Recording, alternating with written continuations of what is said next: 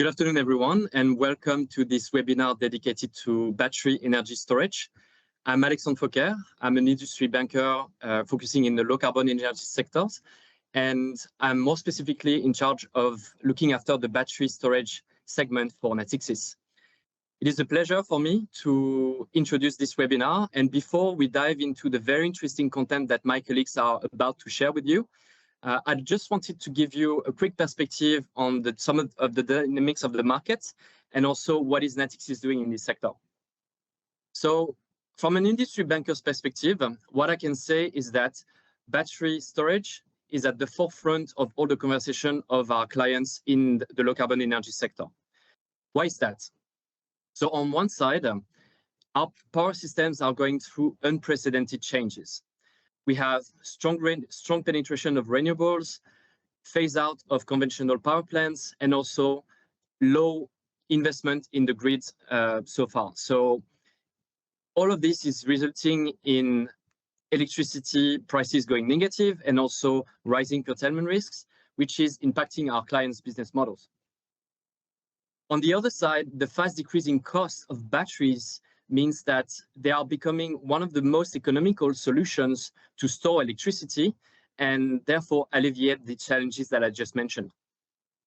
To give a magnitude of what is ahead of us in this market, I'll just quote one figure from Bloomberg, which is that the installation of battery storage over the next 10 years are expected to be multiplied by 18 times globally, which is staggering. And so with such a growth trajectory and given the capital-intensive nature of batteries, this is opening a large range of opportunities for banks and investors because the scaling of battery storage systems in the market is going to require substantial investment volumes. So having said that, so how is Natixis set up to support our clients in this market? Well, first of all, we are taking a proactive approach. I am a dedicated industry banker to this sector, and my role is to work hand in hand with our clients to provide them with the bank's full suite of solutions in this sector. So far, we have been helping and working along with our clients in three main ways, which are financing, advisory, and global market commodities. So if I quickly zoom in on each of those three products, on the financing side, we have been financing over 6 gigawatts of batteries worldwide over the past 5 years. And we ranked number 4 globally in battery storage financing in 2024, according to IG Global. On the advisory side, we acted as financial advisor for over 2 gigawatts worth of batteries in both M&A and debt advisory situations. And let me give you two quick examples. In 2022, our boutique Azure Capital in Australia advised BlackRock for the acquisition of Acacia Energy, which is a local battery energy storage developer. And more recently, with Natixis partner Belgium, they have advised on the raise of, or acted as debt financial advisor to raise a junior debt facility for a battery project in Belgium. And last but not least, if we jump quickly to global market commodities, our power origination team is developing solutions to offer power hedging solutions such as stores and floors for battery assets. So in conclusion, what this says is that at Natixis, we are convinced about the crucial role that utility scale batteries can play in the energy transition, and we are committed to help our clients to develop this asset class. So I'm very much looking forward to the discussion today and talking more about the market, obviously, and I would be very pleased to connect with any of you after this webinar. And with that, I'll hand back to the studio in Paris. Thank you very much.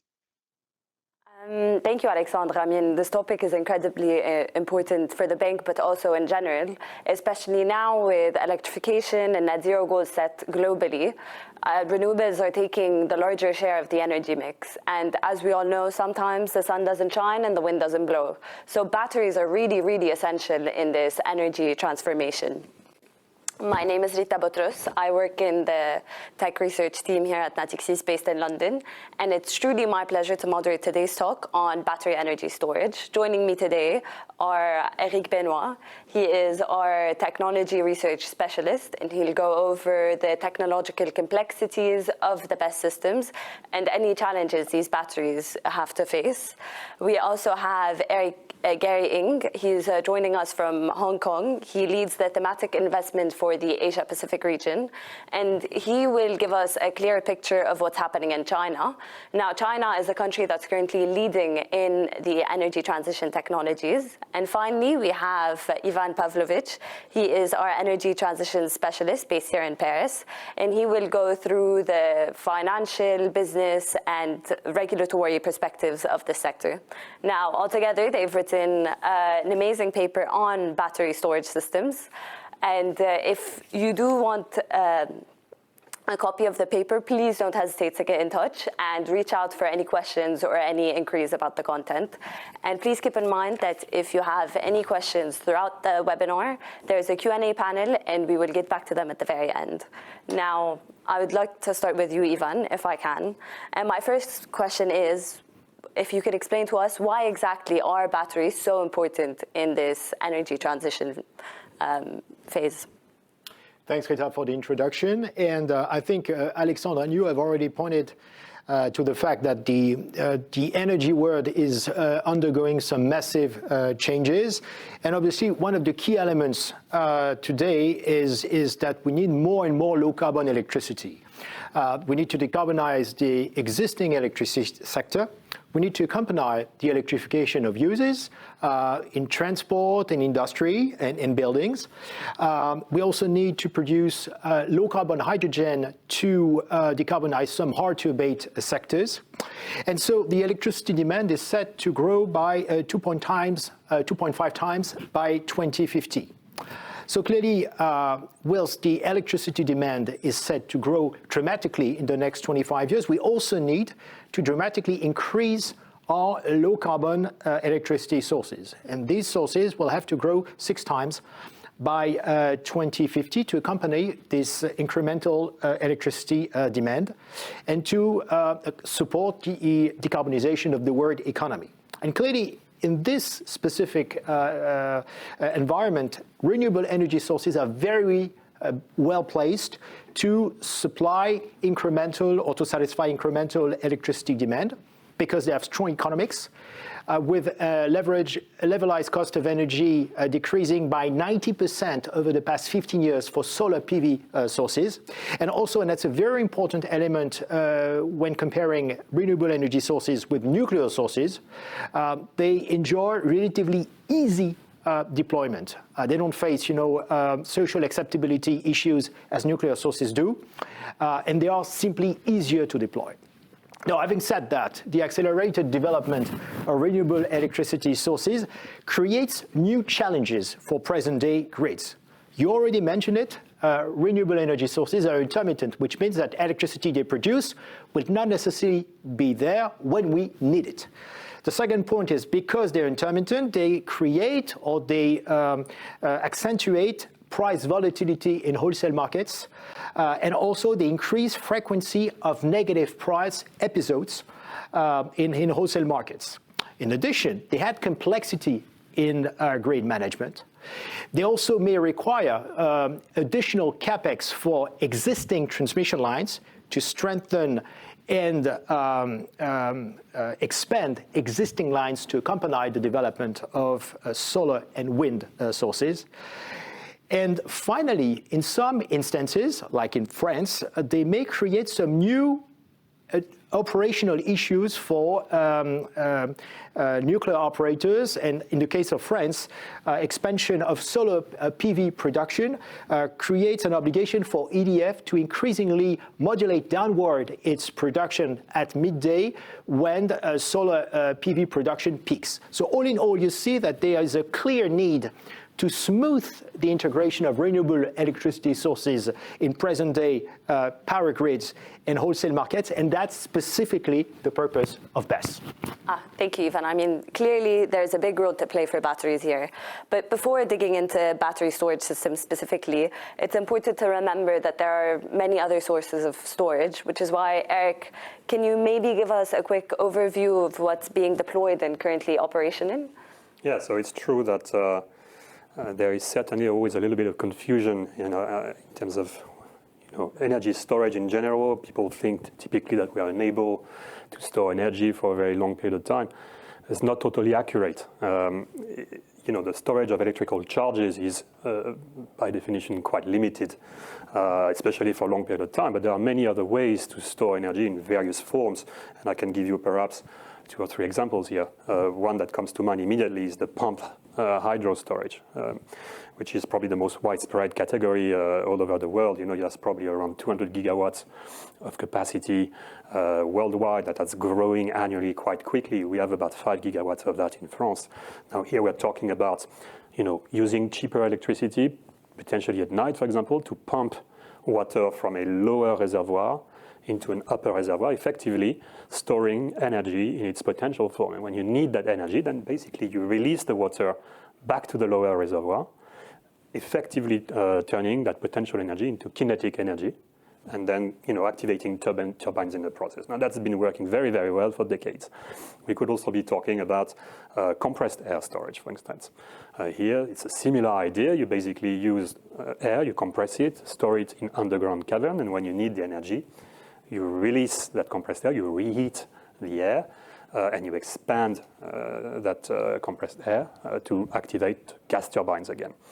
Then there is a third example, which is interesting as well, which is the storage in chemical form, typically hydrogen. You could potentially use cheap energy from excess renewable production to activate electrolyzers and store your energy into hydrogen format. We disagree a little bit with Ivan on this particular form, because my view is that it's not particularly efficient as an electricity storage form.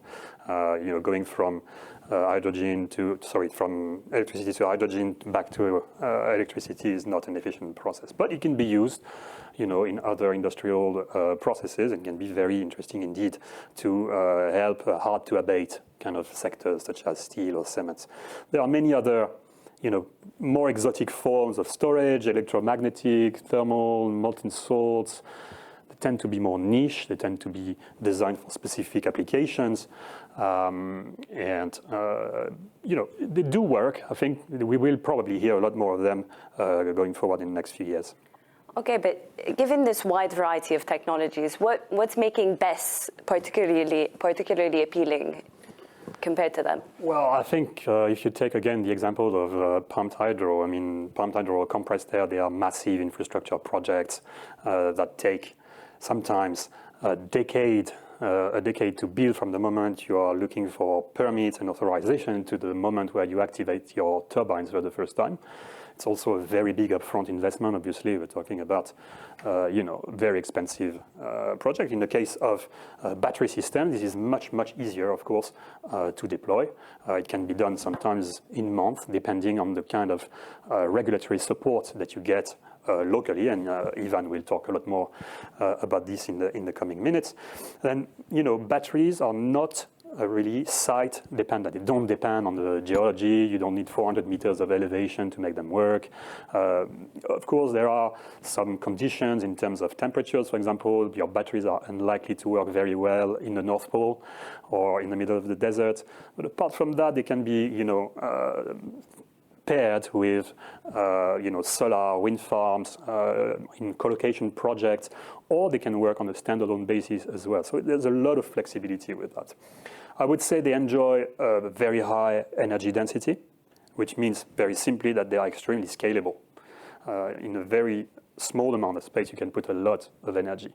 And so when you want to expand your capacities, it's actually not too difficult to do as well. They are quite an efficient technology. Typically, the round-trip efficiency between charging and discharging is going to be around 90-95%.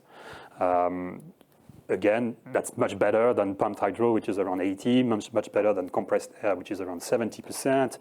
It's much better than our hydrogen fuel cells, which are typically between 30 and 45% if we're lucky. So that's lots of benefits. And the final one I'd like to quote is that they also benefit from a very mature supply chain with lots of big industrial players. It's a very well understood technology, even though obviously there are supply chain risks. And I think Gary will talk about the way that China controls the supply chain here.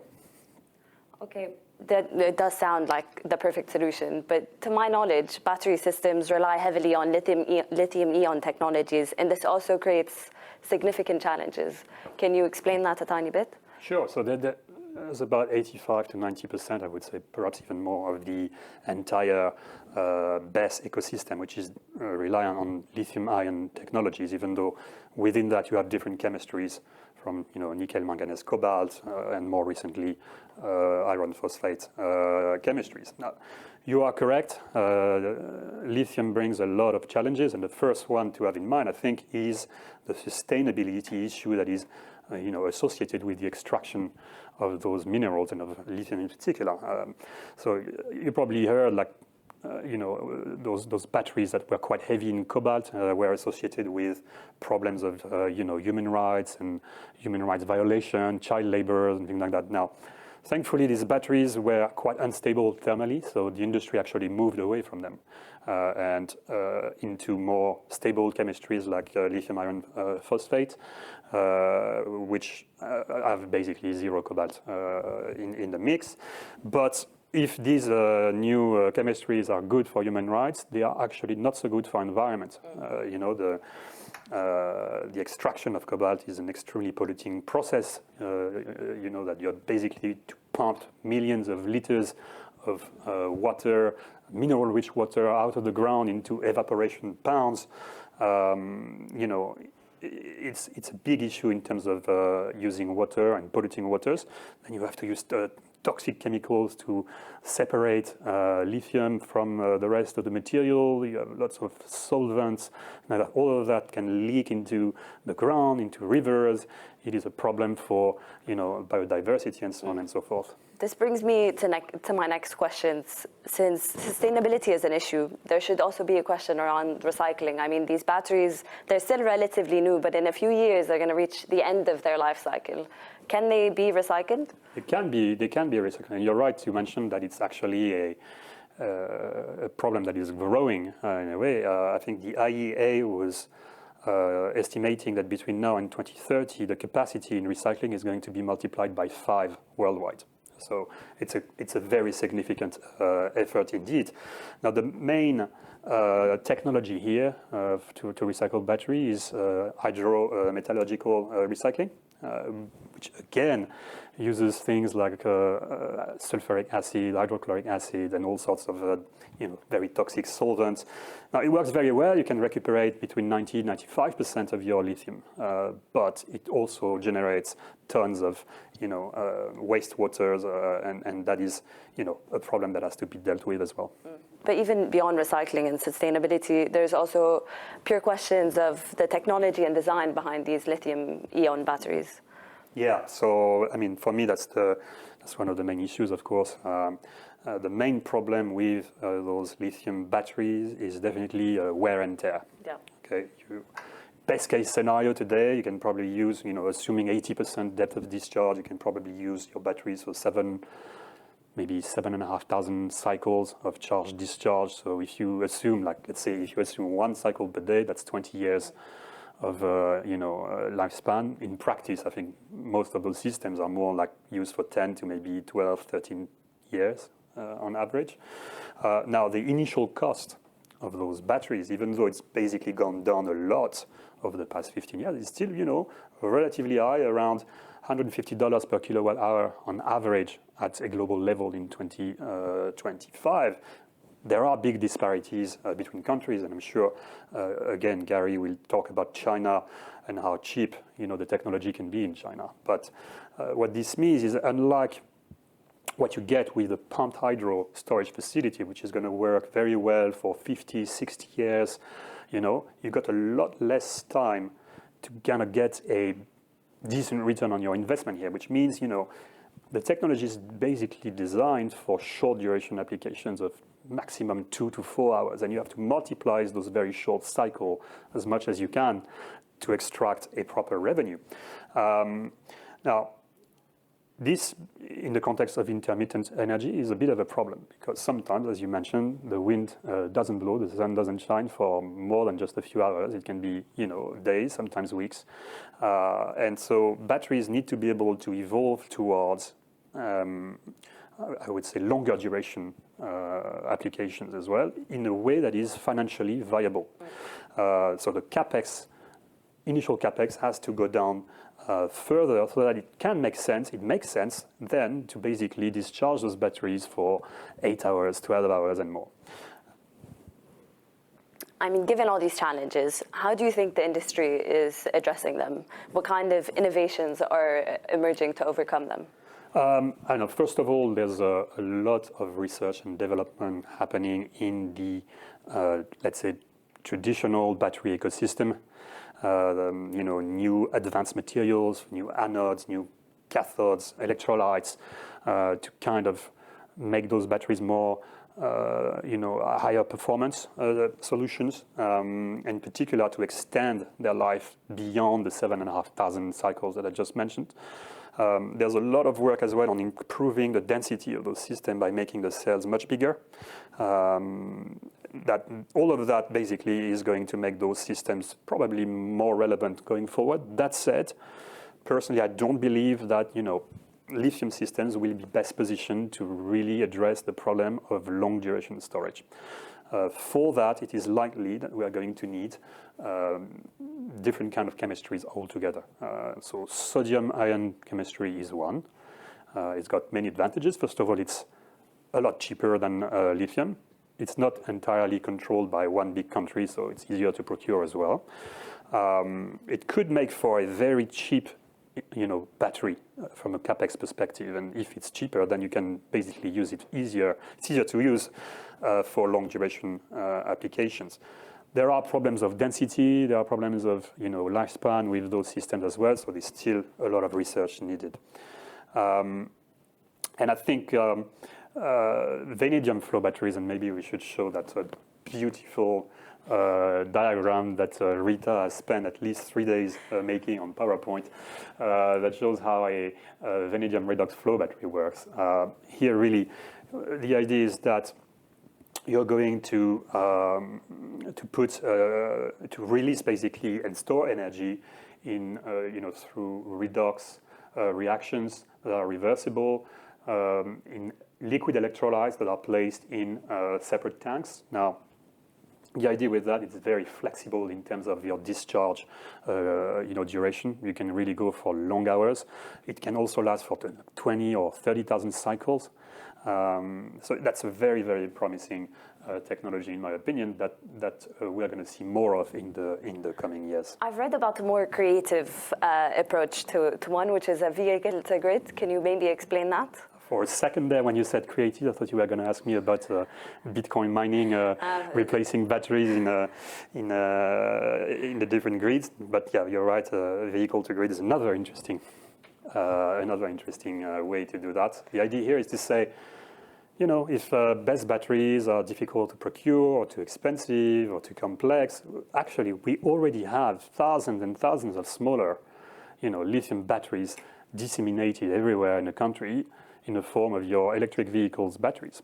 So, an electric vehicle's battery is probably around 65 and 80 kilowatt hour in terms of capacity, which means that even in a small to medium town, you could basically end up with hundreds of megawatt hours of capacity for storage, which is actually quite significant. So, of course, this is easier said than done. There's a need for, bidirectional flow management so that the electricity can go to the vehicle and back. Now that requires specific inverters, transformers, equipment that are, generally not found in today's electric vehicles. Not a lot of those vehicles are compatible with this at the moment. You need advanced control system to make sure there is not a problem with voltage, with frequency regulation. You need to aggregate these flows effectively, and then you probably need adequate regulation, and we'll talk again about that shortly. And I would say compensation systems. So that basically the end user has an incentive to participate in those schemes. Now, there are already promising use cases in the US. You probably heard about the school bus story, where basically these school buses are very easy to predict. They don't run in the school holidays or between certain hours. So they are participating in those vehicle-to-grid sharing schemes. I believe there are studies out there that claim that 9% of European power supply could be, supplied by this V2G system by 2040. So it's not, it's quite significant. And for you and I as an end customer, this could potentially mean 1,000 euros per vehicle per year. So, every little helps. That would be great. Thank you, Eric. I think you clearly give us a great overview of all the technology there, but obviously these batteries have challenges that go beyond technological challenges, and there's a regulatory and policy role to play. So, Ivan, could you walk us through the current policies shaping the BESS market? I mean, what has been the development pathway for BESS across all the emerging countries or in countries in general when it comes to jurisdiction? Okay, thanks, Rita. Let's probably start with the US, and then we'll review the recent development cases of BESS in Europe, UK, Germany, and Italy. So in the US, you basically have two states at the forefront of BESS deployment, California and Texas. Obviously, these two states have enjoyed massive deployment of BESS over the past 5 years, coming from a few hundred megawatts of capacity in 2020 to 15 gigawatts in California and 10 gigawatts in Texas. Clearly, the background for this accelerated deployment is the unprecedented development of renewable energy sources and the need to balance the grid, at all times, as we just explained. And clearly, what we also have as a common denominator between the two states is some federal state support in the form of a 30% base case investment tax credit, which is still in place, by the way. That's very important. So having said that, the two states have enjoyed very different development pathways. If you think of California, it's a heavily subsidized business. Clearly, what we see in California is the importance of the so-called resource adequacy system, which is basically a capacity payment put in place by the system operator, the CAISO, for BESS operators. So it provides contracted revenues for periods from 5 to 10 years. And as a result of the deployment of this particular so resource adequacy system, BESS operators can enjoy a fairly balanced business model between contracted revenues and merchant revenues. Merchant revenues coming from, in rough terms, ancillary services, so frequency in frequency markets, and energy trading, which is basically you store electricity when it's cheap and you sell it when it's high.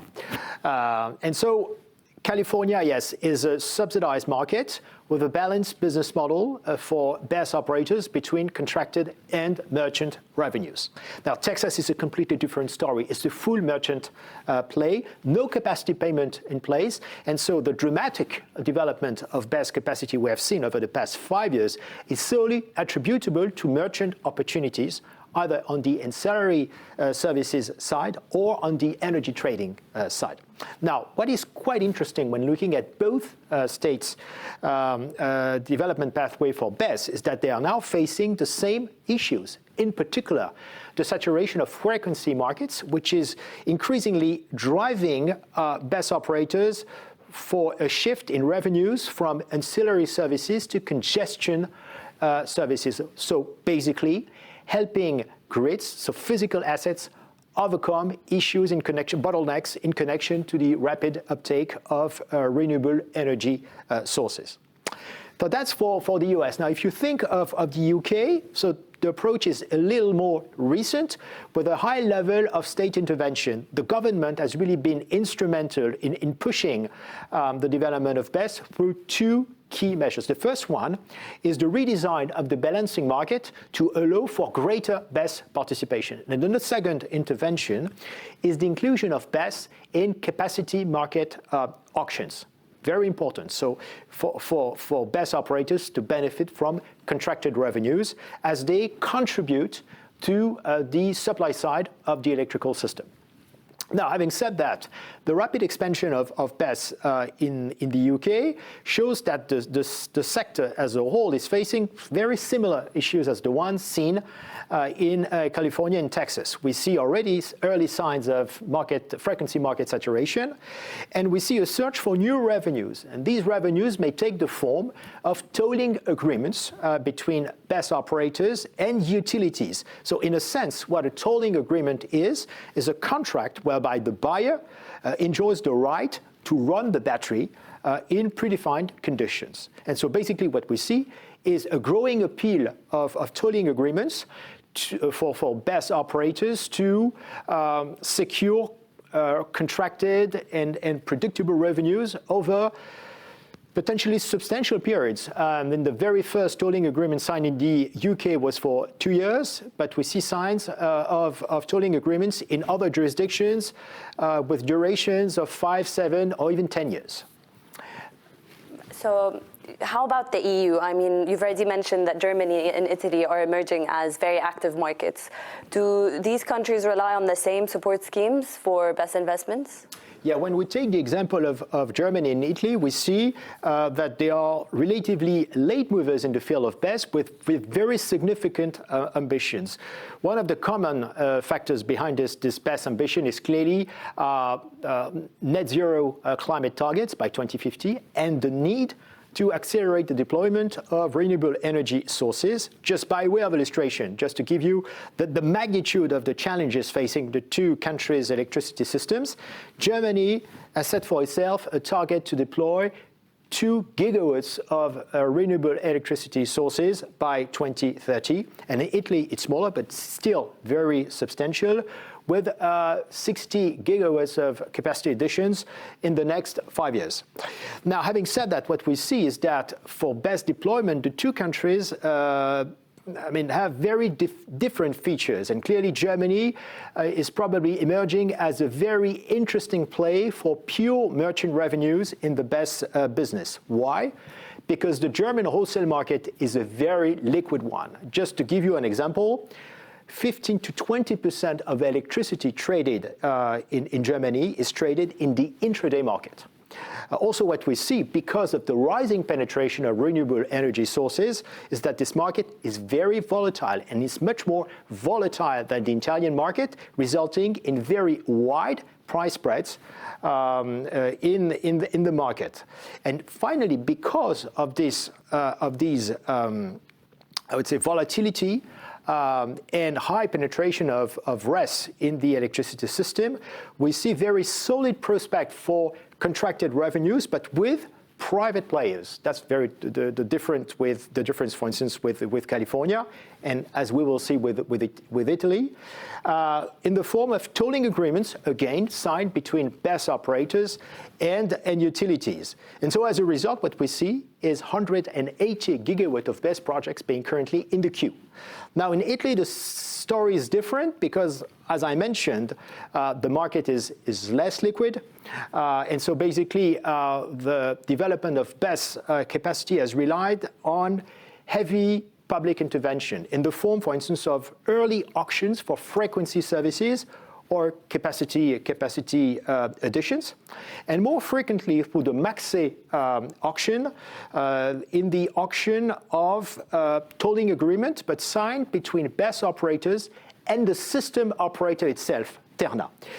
Quite interestingly, the winning bids for the MACSE auction were way below what I think all market observers anticipated, and what it signals is a clear preference for BESS developers in Italy for long-term contracted revenues with the system operator vis-à-vis merchant revenues. Thank you, Ivana. I think that was incredibly interesting. And speaking of active markets and regulation, I think China currently controls much of the lithium-ion and BESS value chain. So Gary, my next question is to you. How have China's policies and regulatory frameworks enabled it to scale its production so quickly and position itself as a global leader in BESS? Well, I think this is a very good question because a lot of time things can operate quite different in China versus other countries. And I guess the most obvious difference is that in Chinese government plan, there's often very obvious goal in achieving a certain target. So green has emerged to be a quite important target in peaking carbon emission by 2030, carbon neutrality by 2060. And recently, Chinese president has also committed to a reduction of carbon emission by 10% by 2035. So all of this basically require much faster green transition when China think of the carbon emission or think of the battery storage to actually make it happen. So to achieve this green goal, then we also see a different target that China has in the so-called new type energy storage, which is basically the exact translation from how it is put in the policymaker, that this is really the target that it is filling. But of course, from the supply chain perspective, one other advantage that China has is this quite a full-fledged supply chain all the way from battery cells to upstream material. So China is able to keep the cost of battery quite low, which make it quite easy when they try to roll out all this battery storage system. And I think one difference is that if we look at the prices difference in China versus the rest of the world in terms of battery storage system, it's probably around 100 kilowatt hour in China, but in Europe and the US, we are talking about a price that is twice as high. And lastly, I would say that from a certain perspective, there has been quite a strong requirement for Chinese wind and solar farms to actually have this compulsory 10 to 20% storage in the battery when they have the projects. But of course, there are pros and cons. We do see a lot of ideal capacity when we start to see these rules being implemented. But at least at the minimum level, we do see quite a strong, quick development that China has on this battery storage system together with all these wind and solar farms. But of course, right now, because of all these problems, China is also moving towards a more market-oriented approach. So I guess there are basically both pros and cons in terms of different type of models. But this is how China get to this leading position in terms of this supply chain and the installation of the storage system. But Gary, is there a risk of further oversupply coming out of China for the lithium-ion market? Well, I would like to show you two charts on answering this question, because I do think it is a very important one, and it can be quite illustrative when we just look at the trend. So first, China is actually quite dominant in the battery market of around 70% of the market share. And second, what we see recently is that because of this big increase in supply, we start to see prices falling, and it's not only domestically in China. China is also exporting this cheap battery towards the rest of the world. So this is really where we stand right now. But of course, the good thing is that if any country is thinking of expanding the renewable energy mix or expanding the battery storage business, this is good news, because things are actually getting cheaper right now. But indeed, we begin to see this change in the supply and demand balance right now.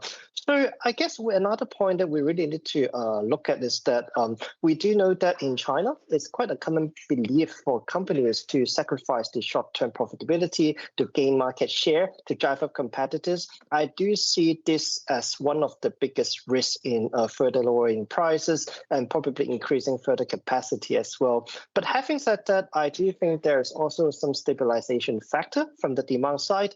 China has been investing a lot in solar and wind farms, and the curtailment rate has increased massively over the past few years.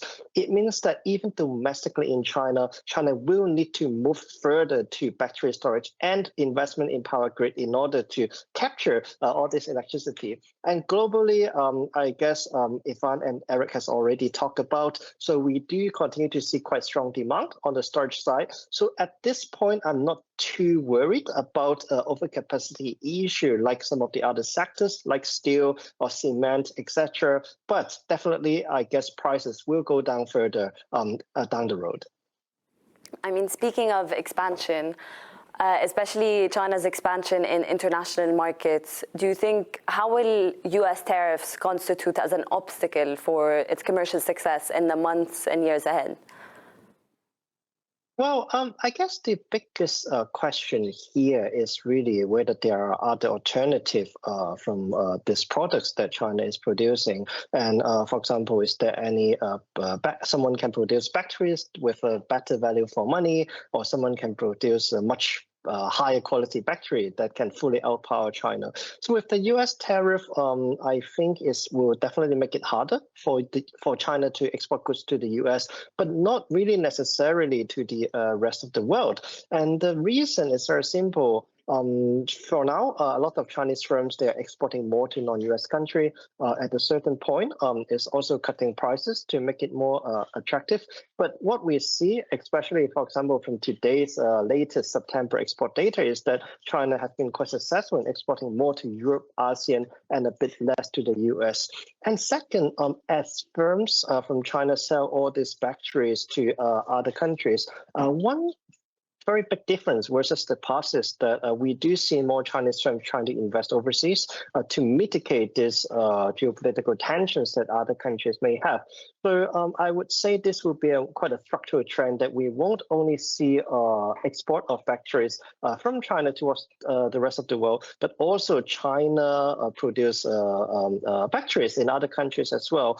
So this is pretty much the structural trend that I feel China is trying to do to lure the non-US market. So of course, the downside is that we're not so certain about whether this label of security may expand from the US to other countries as well. If some of this Chinese investment, if they are being deemed as a high-risk security problem, then maybe we will see a bigger impact. But for now, what we see is that most countries, they will want maybe some investment from China for the tech transfer, probably balance a bit with maybe South Korea as well. So this seems to me that is the mainstream approach for most countries.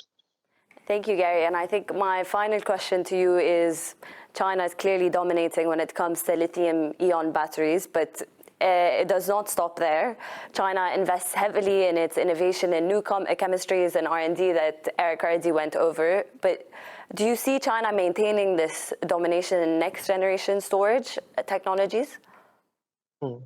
Well, I would say that it's quite likely that China will play quite a significant role. And of course, to begin with, we can be frank on saying there has been always controversy in how China may have used the industrial policies or subsidies, or sometimes some protectionist hurdles in driving out foreign competition and protect its firms. I think that there has been cases that has been controversial, but we cannot forget the fact that China is indeed investing more in R&D over the past years. So if you can see on the screen two charts regarding the R&D in China, we can take EU as an example.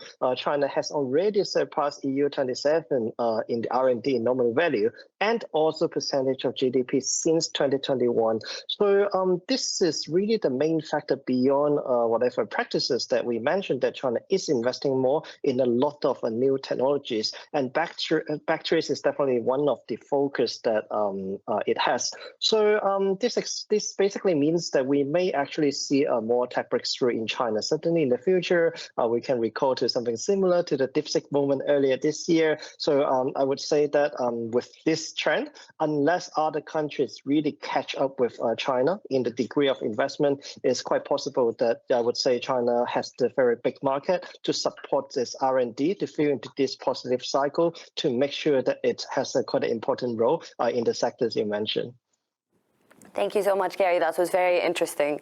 And I think we've discussed the technological aspect of it and then the regulatory aspect. But the bigger aspect, or one of the also interesting aspects, is the business model. I mean, we've discussed it in the US, in Europe, in China, but is there a typical business model presently emerging for BESS across all of these countries?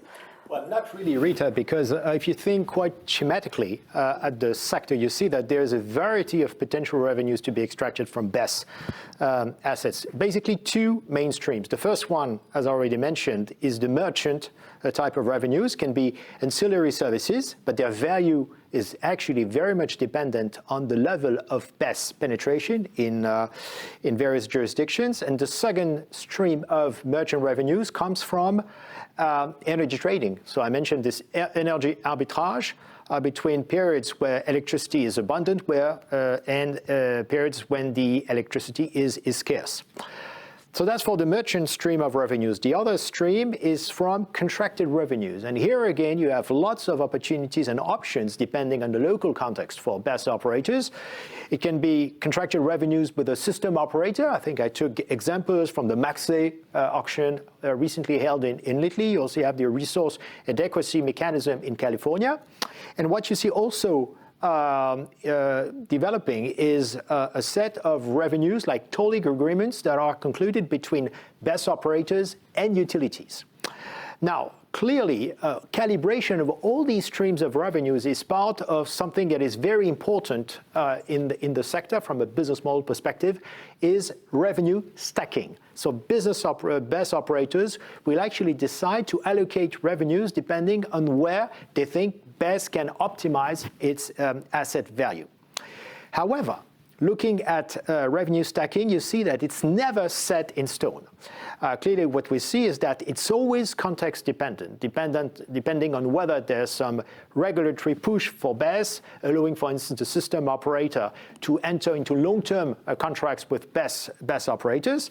MAXE, again, is a good example. Or whether the market is purely merchant because there is a huge need for BESS capacity additions in a market that is facing accelerated expansion of renewable energy sources. And that's typically the example of Germany these days. And very importantly, again, the revenue stacking model evolves over time. There is a phenomenon of price cannibalization, which is clear in frequency markets. So as BESS deployment grows, you have less value for ancillary services. And over time, even price arbitrage opportunities decline. So that's something very important. And as I mentioned earlier, in the case of California, Texas, even the UK now, there's a gradual shift from ancillary services to grid congestion revenue to extract revenues from the management of physical constraints facing grid operators. Another point very important to keep in mind is that the duration of BESS assets is shifting. We started with 1 to 2 hour duration BESS assets, and because of growing needs in the sector, and also because of the growing importance of solar PV assets, to support energy shifting strategies, we are gradually moving from long duration BESS assets, so 4 hours and even more 6 or 8 hours. And if you look at some auctions being held, for instance, in the UK, you see that there's a growing preference over these long duration assets. So in a nutshell, no universal model, it's always context dependent, and even in the jurisdictions with very specific regulatory systems in place, you see that there might be a shift from one certain type of merchant revenues to another. Oh, thank you. And my final question is regarding financing. Is there a scheme best suited for BESS, like non-recourse debt financing or for wind and solar PV energy? It's a great question, Rita. I think we have to start again with this idea that there's no universal business model for BESS assets. And clearly, it draws a distinction between what we have seen over the past 25 years for renewable energy sources, where obviously revenues have been protected through feed-in tariffs, feed-in premia, or PPAs with off-takers. and which clearly provides revenue certainty and, in turn, cash flow predictability. And these features make renewable energy sources an ideal candidate for non-recourse debt financing with very high proportions of debt, so non-recourse debt, being mobilized to support and to finance the assets. Something like 70 to 80% of non-recourse debt financing for these specific infrastructure-like assets. Now, things are very different in the case of BESS because of this absence of any universal business model. So clearly for BESS developers, what you have is a choice among a series of financing options. So equity financing may be an option if your key strategy is to maximize asset value over a relatively short period of time. So clearly the idea is to get as much cash as possible from the asset by just making leveraging opportunities either on the energy trading side or on the ancillary services side. Non-recourse debt financing may be a central option for those best projects that will best replicate infrastructure-like assets, like for instance in the Maxe auction in Italy. If streams of revenues can be guaranteed for 10, 15 years, obviously it's a very good case for non-recourse debt financing. So cash flows will not necessarily be very high in the very first years, but they are very stable over time, and they can help amortize the debt over the full lifespan of the concerned assets. But you also have some granularity. If, for instance, the best project developer opts for a sort of hybrid model, so blending merchant and contracted revenues, then there is a case for a very balanced financing, 50-50 debt and equity. So in a nutshell, no universal financing model, as there is no universal business model for BESS operators. And that's probably a question I'd like to ask Alexandre. Do you have any additional insights to share into the choice for equity financing in the asset class? Yeah, sure. Thank you, Ivan. I think one important point as well to mention here is that time to market is really important in the BESS market. And so if you want to be a first mover in a market in order to capture that high value that you can take from typically the ancillary market services before they saturate, you need to be pushing ahead really, really fast.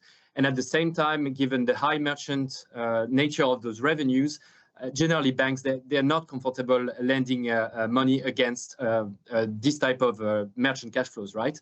So all in all, what you see is that in order to have the shortest time to market, you will see definitely sponsors pushing ahead with equity financing, at least in the first phase, to make sure their assets are online before some of those markets are already saturated.